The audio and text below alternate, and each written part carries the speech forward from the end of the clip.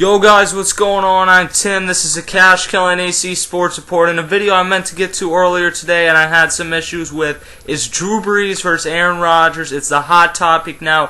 Who should win the NFL MVP for this season? First off, I'm going to let you guys know that in the next few videos I'm going to be making after this, I'm going to make a Cowboys and Giants, who's going to win the NFC East preview, and then I'm going to release either on probably on Thursday. So tomorrow I'll probably make the Cowboys Giants, and then Thursday I'll release this, and it'll be our last video of the year, which would be our sports year in review, where we combine all of our best clips from the year into one video. Of course, it has to be under 15 minutes because YouTube screwed our channel over, but that's a different story.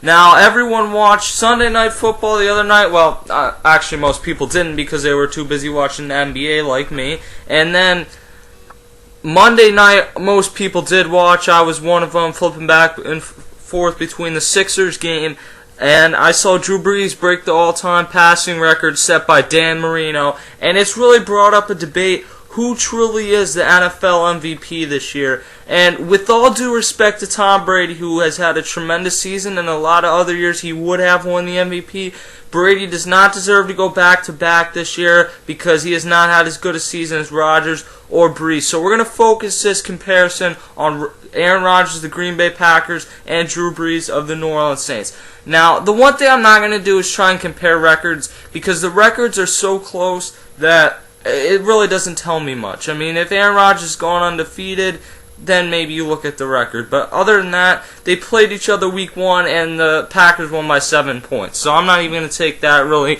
into account. I'm going to take into account statistically where these guys are. Aaron Rodgers this season has thrown 45 touchdowns to Drew Brees' 41. So that's 1 point for Team Rodgers.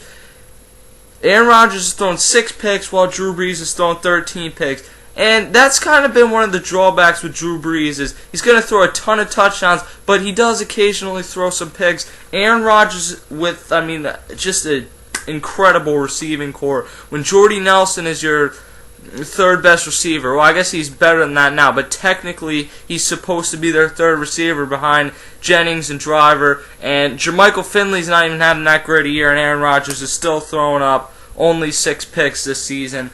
To 45 touchdowns, and again, they have another week to play. It remains to be seen how much either of these guys will play. Brees will probably play most of the game. Rodgers probably won't play, so the numbers will get closer in a couple of these categories. Passing yards, Drew Brees is 5,087, Rodgers is 4,643, and I think what you can look at there is a lot of the time Drew Brees is playing throughout the entire game. Aaron Rodgers in a lot of these fourth quarters has not been playing because they've been blowing teams out and you don't want to risk getting injured. And a few weeks ago they were talking about going perfect, and you cannot have your quarterback get injured running up the score late in the game. And by the way, just to get off topic for a second, I had no problem with Drew Brees and the Saints running up the score last night to try and get the record on national television on Monday Night Football.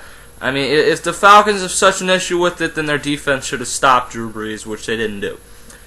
Back into the comparison now, Rodgers' QB rating, which takes into account basically every statistical thing you can possibly do as a quarterback, and then there's a bunch of numbers you add and everything. It's really complicated, but to let you know, 100 is a very good quarterback rating. Aaron Rodgers this season has an 122.5 quarterback rating, and Drew Brees hasn't been too bad either with 108.4.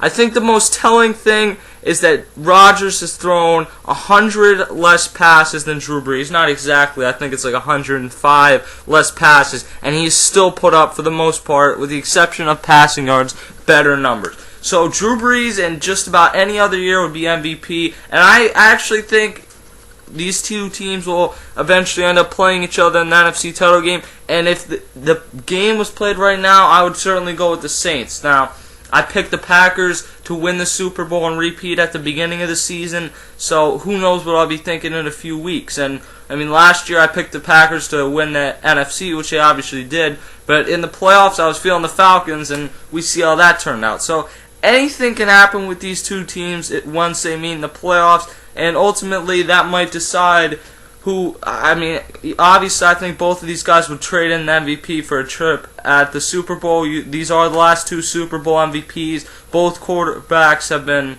absolutely incredible this year, but I would go with Aaron Rodgers when I'm picking my 2011 MVP. Hopefully everyone has a great new year. I'm Tim. I'll see you guys later.